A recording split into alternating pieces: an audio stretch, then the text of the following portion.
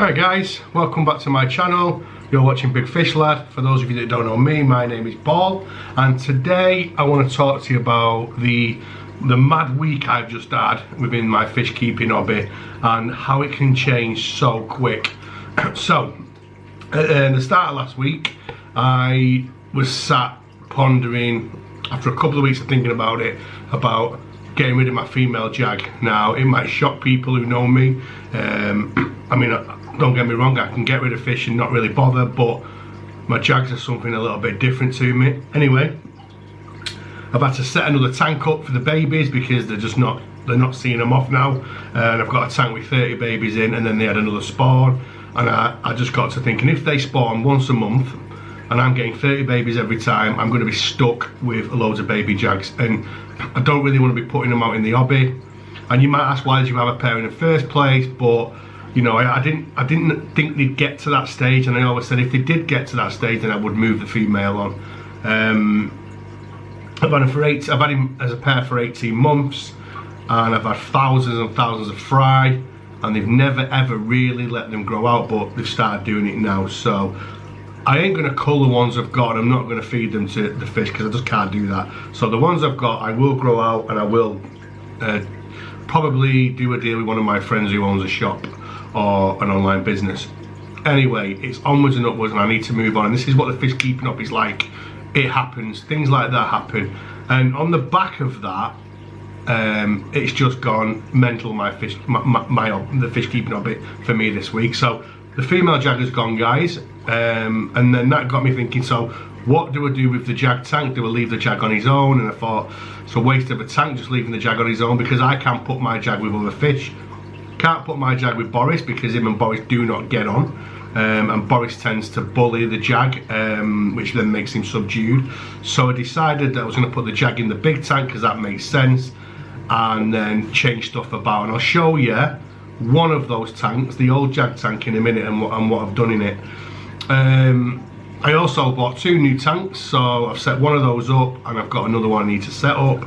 So loads has happened. I bought myself some more Bristlenose Plecos because I've got loads of Bristlenose Plecos, and I've just added an albino male and a super red pair to my already huge collection of BNs anyway, and I'm going to try and breed them, and hopefully make a bit of money, to be honest with you. You know, supply some of the people I know, just, you know, some people who, you know, in the fish hobby I know, sell them cheap and make a bit of cash so I can put it back into the hobby. Anyway guys, so what I'm going to do today is I'm going to show you the tank that the jags were in and what I've done with that now, and in the next video I'll show you where I've put the male jag and what's in with him. So I did a video last week about the way I set my tanks up, and the reason I didn't go into talking about the stock a lot is because I knew I was going to be doing this. I knew, you know, for about three weeks I've been thinking about this situation with the female jag, and I've not really wanted to do it, but I've pondered it, I've talked it over with people, and it was the right thing to do. So that's why I didn't go into the stock a little bit too much on the last video. But today I'm going to take you to show you what has happened with the new the old jag tank and what I've done with it, and I'm going to show you that now, guys. So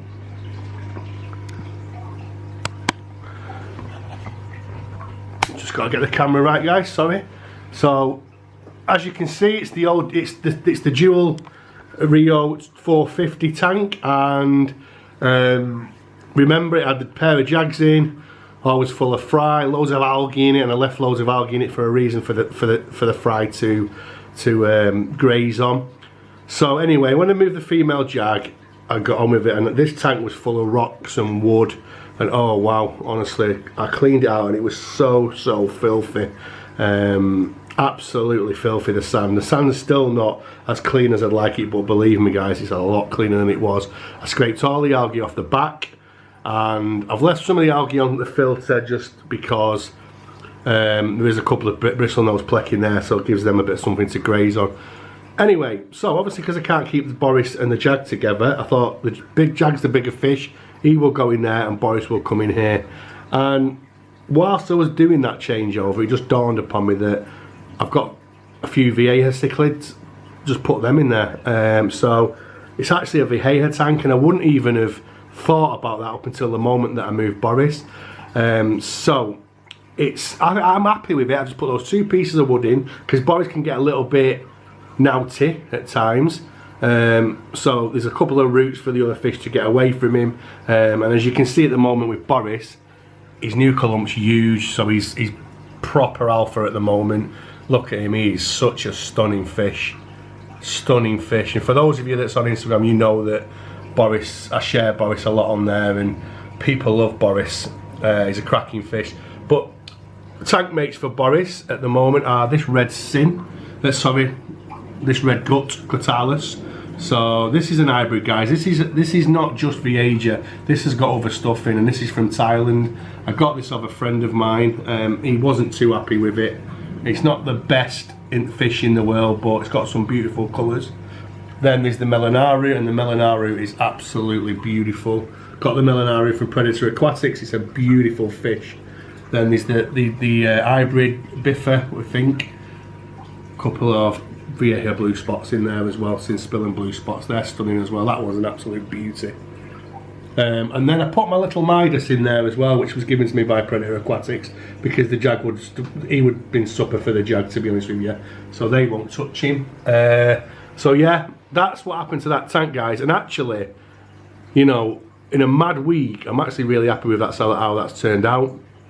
I've done a water change this morning and used my buffers, so there is a little bit of itching and scratching coming on from Boris, because that's what happens when I do water changes on the day.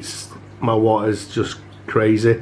And I've done a video a few months ago on KH and GH around explaining that and what happens in my tank, but it's just that's just another video for another day. But yeah, guys, that's what happens. So that's that is what happened on the back of the Jags going. So yeah, so I'm not gonna go and show you what's going on in the other tanks just yet, because obviously it'd be too long and I don't like doing dead long videos. But what I'll do is I'll do a different tank each time, talk about stock, and obviously, you know, I've got 2 new tanks that have come in. I've got the cube tank, which I had the gift of the angels, which are in there. So I've got loads of stuff, new tanks and new fish to show you guys.